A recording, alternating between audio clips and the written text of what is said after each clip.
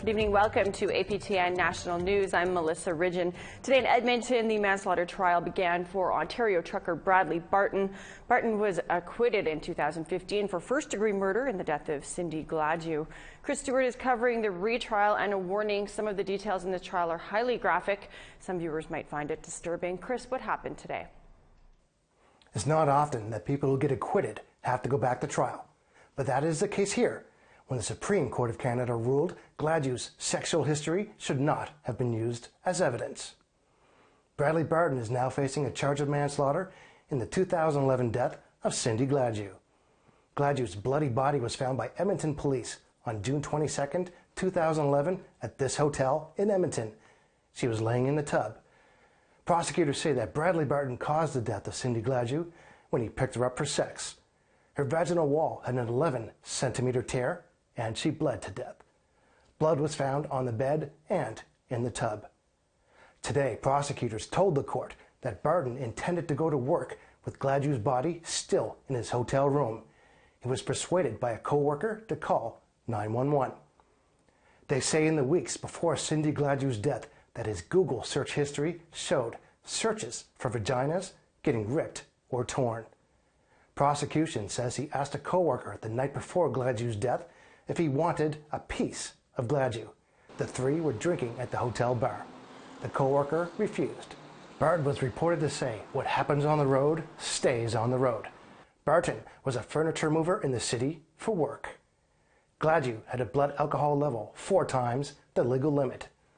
The trial was scheduled for nearly 7 weeks, and I will be reporting the details.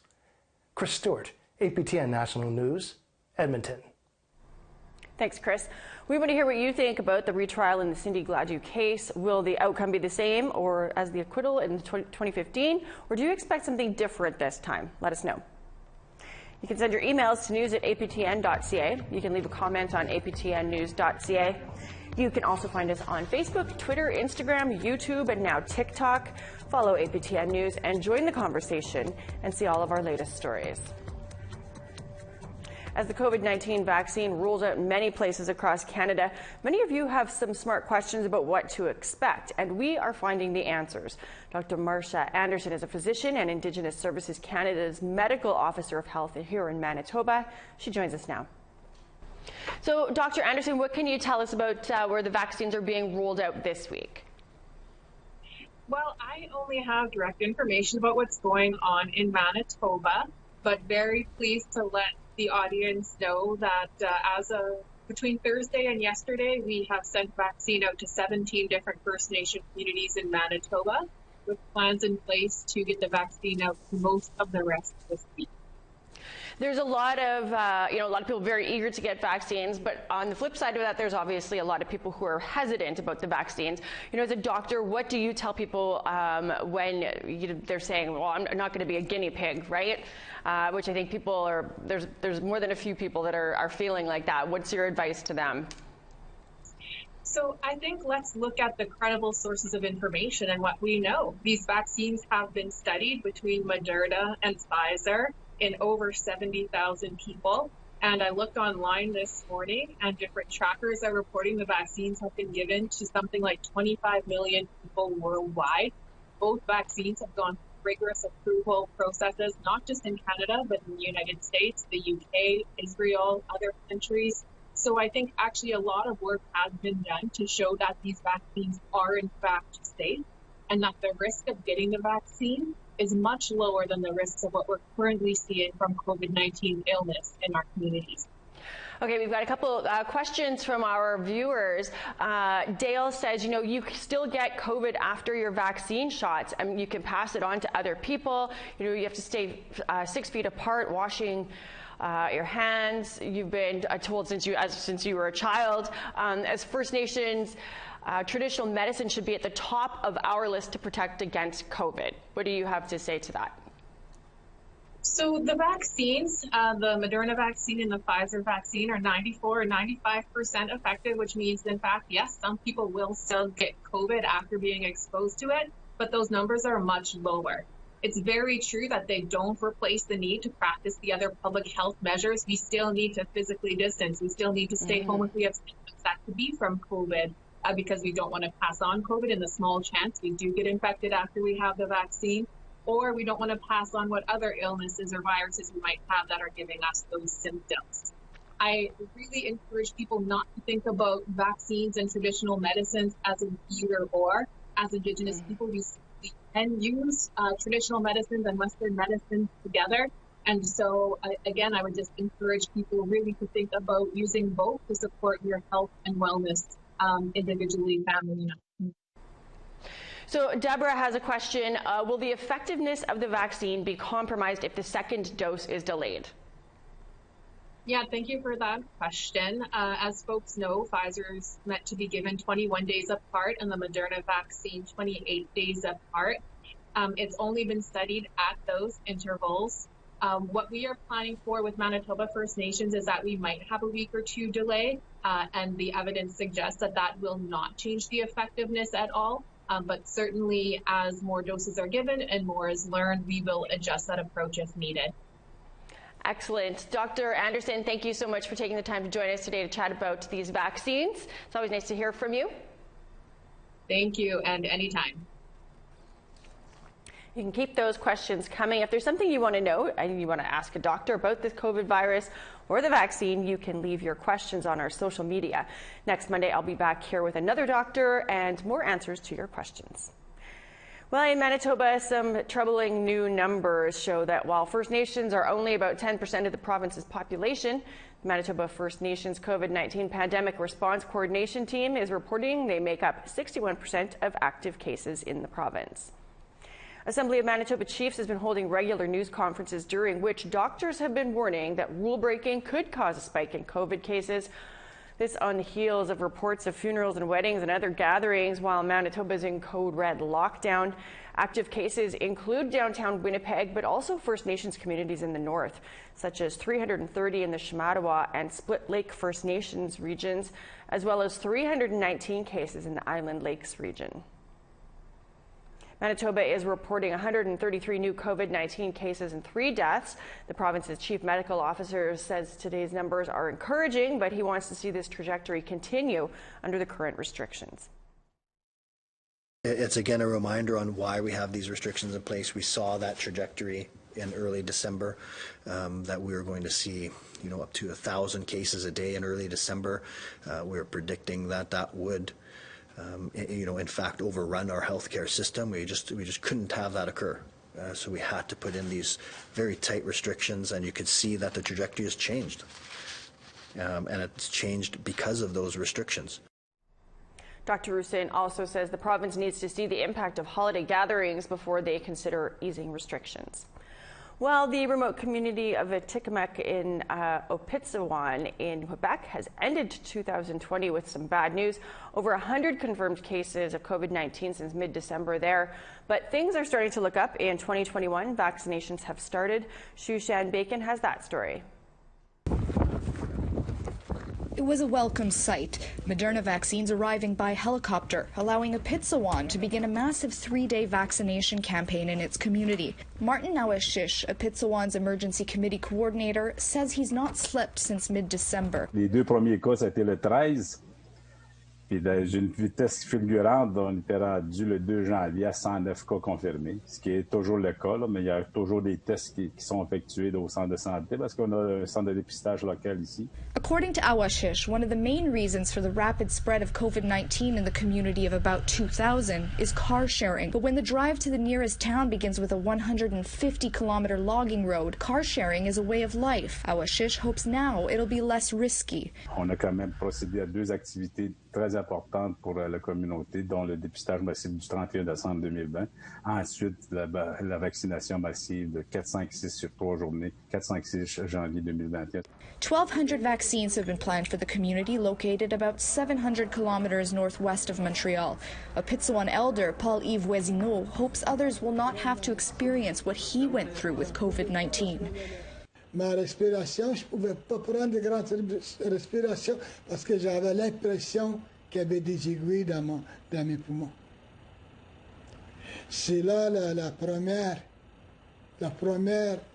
crise que j'ai failli lâcher prise. quand j'ai fait appel à mon père et à ma mère qui viennent me chercher. In case of complications in Apitsawan, the closest hospital is 3.5 hours away. Déjà là, il y a eu quand même une évacuation par hélicoptère d'une personne là, qui a été atteinte de COVID. Fait que on prend tous les moyens. On a quand même les hélicos d'air médic qui desservent la communauté. Fait que s'il y a des extrêmes urgences, c'est par hélicoptère. At least now, for the population of Apitsawan, with the vaccine, there is an injection of hope. Shushan Bacon, APTN National News, Montreal. The Crees in northern Quebec have begun vaccinating their residents, as we mentioned last week, starting with the first rollout in the community of Mistassini. The vaccine made a dramatic entrance by chopper to Ujabugamu. The 200 doses delivered were from Mistassini in response to a recent outbreak there. Crees of northern Quebec Grand Chief Abel Bossum and his wife Sophie were vaccinated on Sunday. Vaccination started in Mistassini last week. The remaining 12,000 doses will arrive in Quebec Cree territory this Thursday. Time for us to take a commercial break, but we've got lots of news still ahead, so don't go anywhere.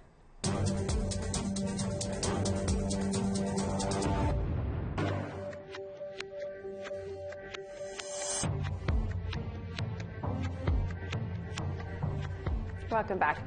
A Yukon First Nation will be holding a by-election after two councillors announced their resignation last week, leaving only the chief and deputy chief in leadership. As Sarah Connors tells us, the resignations are just the latest in a series of council departures. Last week, Vantan Gwich'in First Nation confirmed councillors Catriel Villacorta and Iso Schaefer had provided notice of their resignation. Villacorta stated in a Facebook post on January 4th that I no longer feel that I can continue to sacrifice my mental health, and the current leadership is not one I can continue to support. Now, only Chief Dana Tija Tram and Deputy Chief Tracy Rispin remain on council.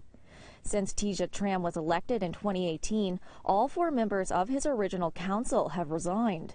Former council members Cheryl Joyce Charlie and Darius Elias were both temporarily suspended from council in 2019 after Charlie was charged with impaired driving. They both resigned last year for family reasons. There's no information as to why the other council members have resigned. I reached out to the First Nation, but no one was available for comment. A spokesperson says a by-election will be held next year, but there's no word at this time when that will be. Sarah Connors, APTN National News, Whitehorse. Thanks, Sarah. The Mohawk Council of Gonasatage says it's taking both the Quebec government and the municipality of Oka to court.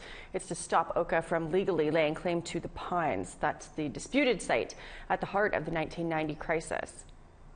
If passed by Quebec, Oka would, by law, designate the unceded Pines as a municipal heritage site. Oka says it's trying to protect the Pines, but the Mohawk Council disagrees. It says that the bylaw would give Oka the legal right to stop a possible transfer of land back to Gonasatage, something the Grand Chief doesn't want to see happen. That's why this resolution will be squashed. It flies in the face of every right that we have to safeguard our own heritage, our own history. And I've said this before. They've taken our land. They took our children. They took our resources. They took our language. They took our culture. You know what? They've taken all they're going to take now. We're taking back. You're not taking our heritage too.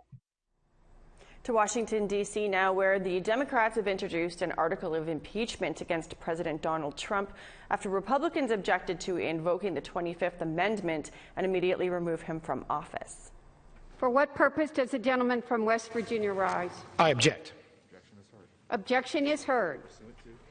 The amendment accuses Trump of incitement of insurrection for his role in last week's deadly riots at the Capitol.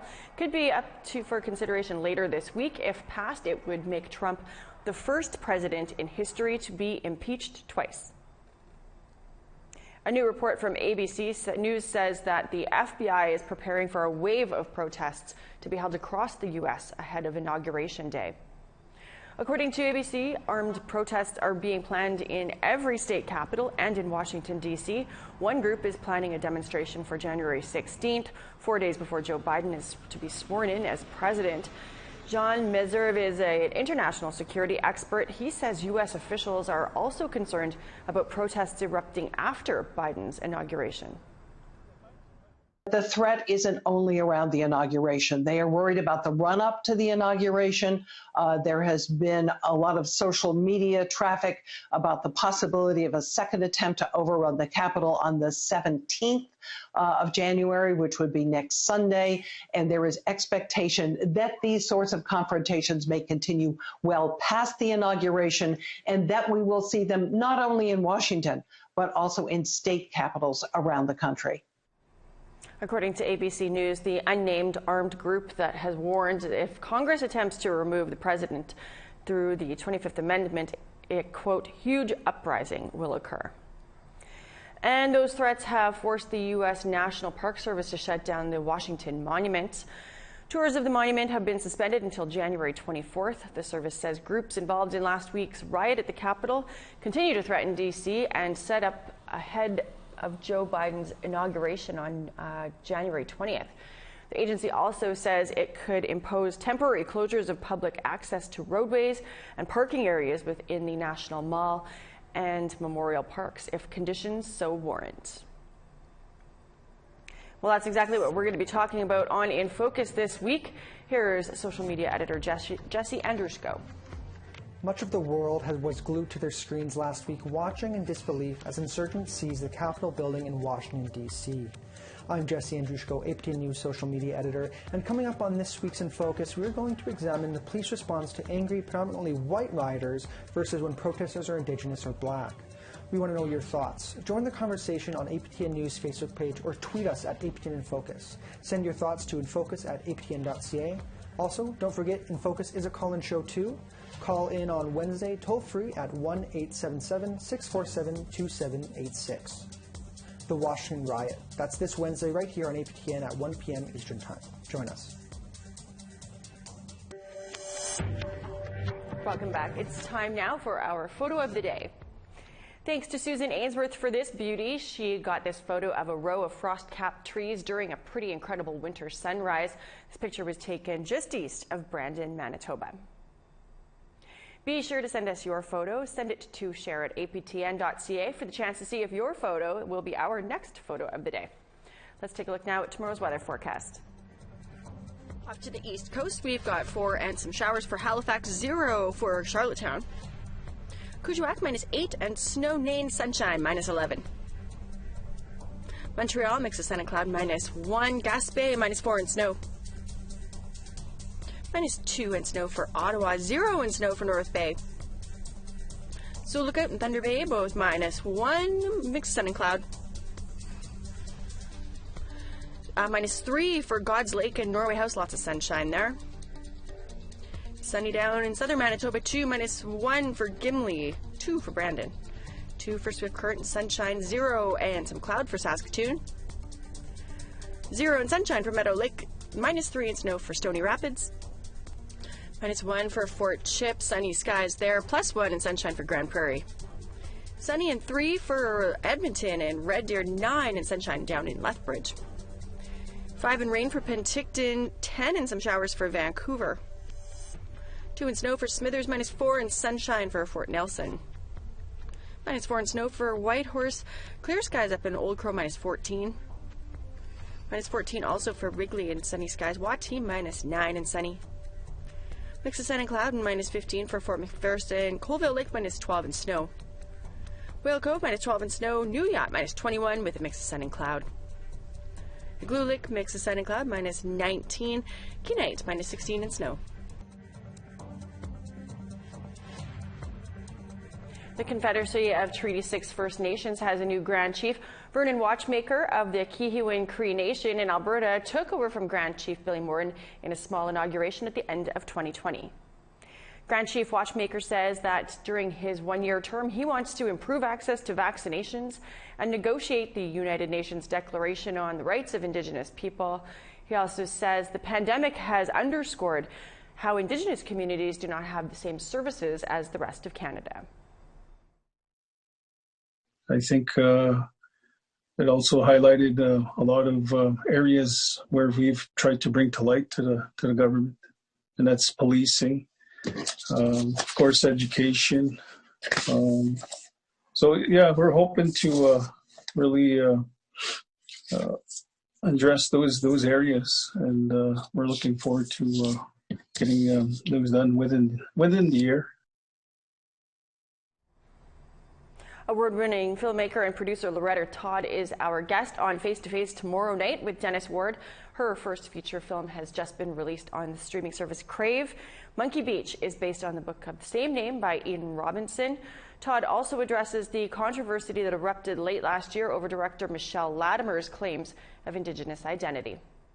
It's difficult because, I know who I am, I know where I come from. But, in the Indigenous community, there's always these, lateral violences. And so I've experienced people saying, oh, you're not Native, and so it's you think, well, how would that feel, but the thing is, she took her white privilege and brought it into our space.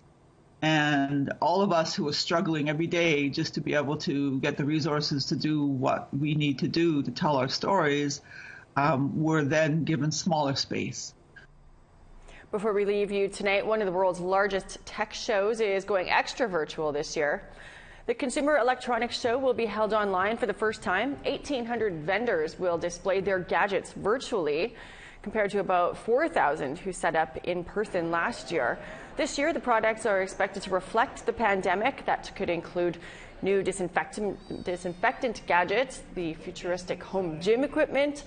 That's just some of the things that you could find at that virtual event.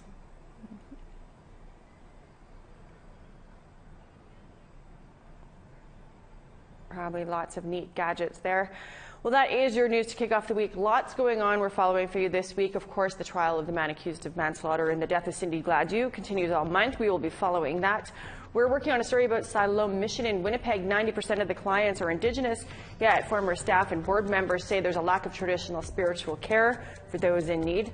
Also still in Winnipeg, homelessness is either booming or has become more visible. We're looking into what's going on, why so many are living on the streets. And lots of COVID-19 vaccine rollouts coming in the weeks ahead. We will make sure to keep you up to date on all of that. Your APTN News team is busy gathering. And of course, don't forget, we have lots more news on our website, aptnnews.ca.